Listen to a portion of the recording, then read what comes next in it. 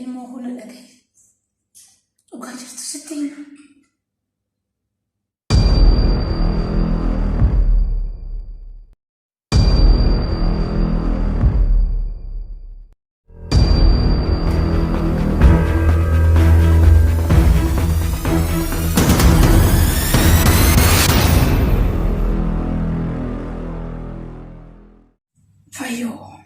Fayyoo rafee fakkaata mucaako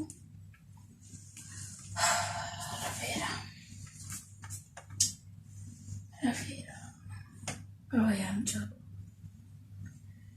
guyyaa kana jijjiirratti mootiin dadhabde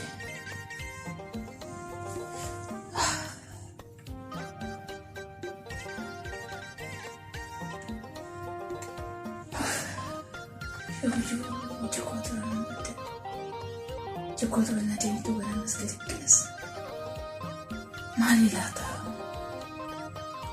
ani namurai maaliif garuu akkana garaa kan koone jira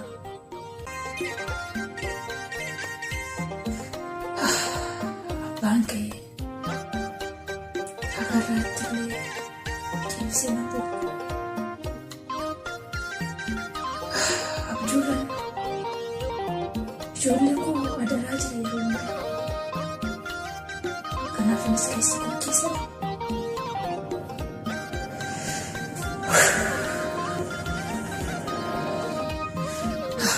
yoon rafuus yoon ka'us ichuu isa mufaana sirrii jirti.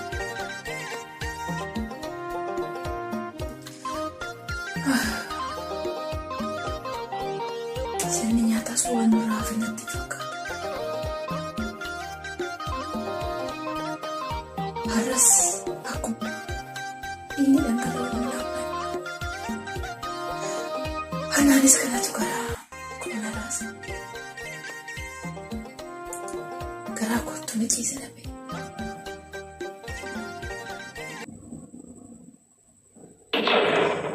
Maali sagalee garaa?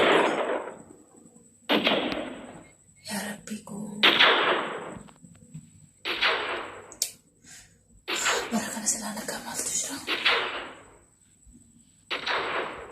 Yaa Rabbi ati nagaa buusi. Maalimmoo qabee akkanatti tokko sani.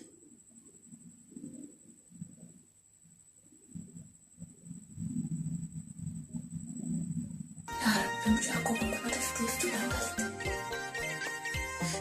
Yaa Waaqayyo sitti kenne ijoollee koo. Garamti haa ilaaltee kun yoo ciisan jedhee. Garamti haa dhiira deessee yoo boqonnaa argata. Yaa Rabbi ati hunduma isaaniitiif si eeguutu. Si malee hin hundaa danda'u. Rakkootis rafii keessa bahu.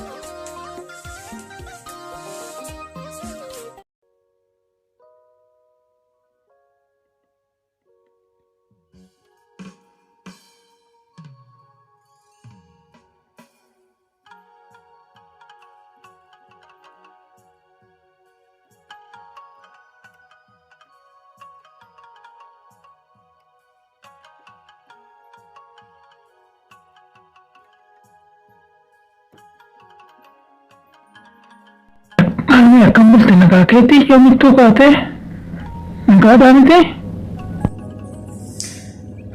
Mucaa koo akkam bulte nagaa keetii ni raftaasin kaasu jedhee niisee. Harmee maal hojjechaa jirta amma?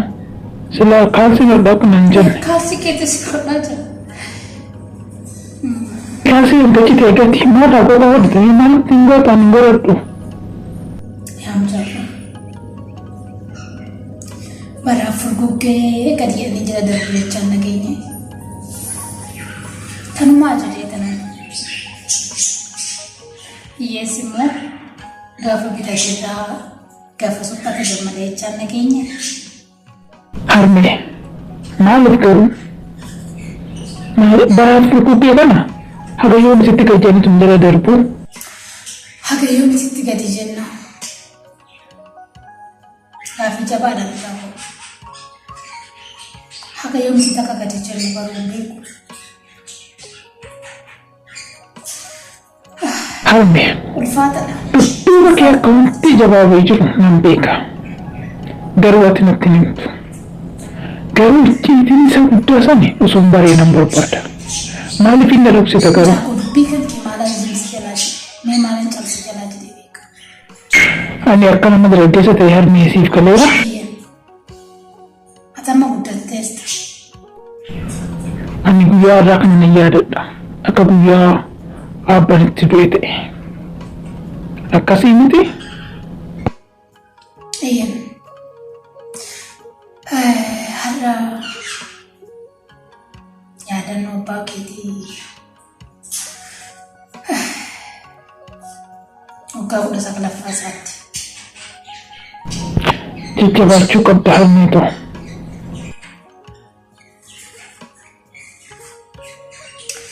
Maal godhu jetteetti? Harmee gaafa namoota dhibamsiisanii dhukkubsatanii dhumani akkasuma waan awwaalaniif gadi namatti hin dhaga'amu. Garuu abbani dhukkubsatee dhuunsaa kun hagam takka dhugaadha. Maal jechuudha? Hagam takka dhugaadha yoo jettu. Fayyoo ati hin beektaa anis malee hin qabu. Kisee hundumaa limna tuttuqxa madaabu. Maal ta'a yoo dhiiste? Wanti ati bartu maaltu jira?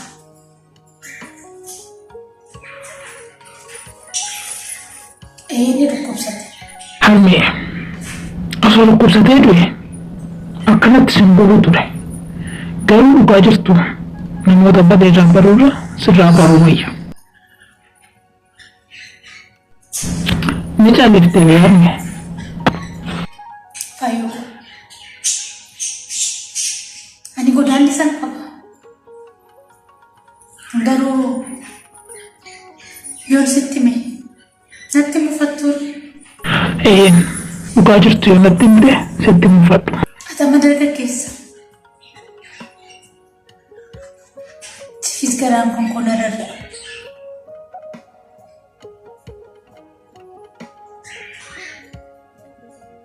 Ciiseen bulu.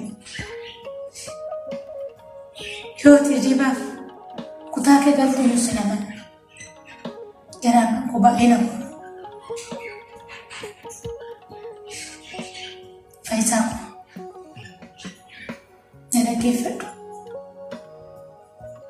Dhugaa jirtu baruuf mirga gootuu qabda. Garuu yeroo baay'ee keessi koo waan na horuuf.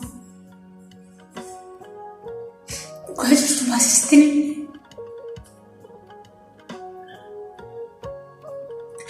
kanaaf immoo dhiifamas hin jira. Baruu qabda turte. Garuu ijoollee waan taateef waan sodaadheef sitti himne. Mucaa kun abbaan kan ta'e dhukkubsateetii miti. Ilmoo hunda dhagaye. Dhugaa jirtu sitti hima. Akkanatti hin qabamne adaraa kee. Godaanni sadarkaa si qofa kan na fayyisu. Si qofa na fayyisa jedhee si of duratti yoo laalu keessi koo xiqqoo haadha galfii qaba. Natti hin mufatin adaraa dhala koo.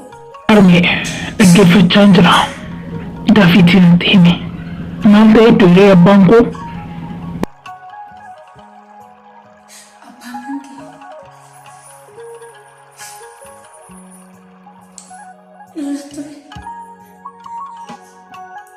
Abbootii qabeenyaa, abbootii lafaa, lafa isaanii, horii isaanii irraa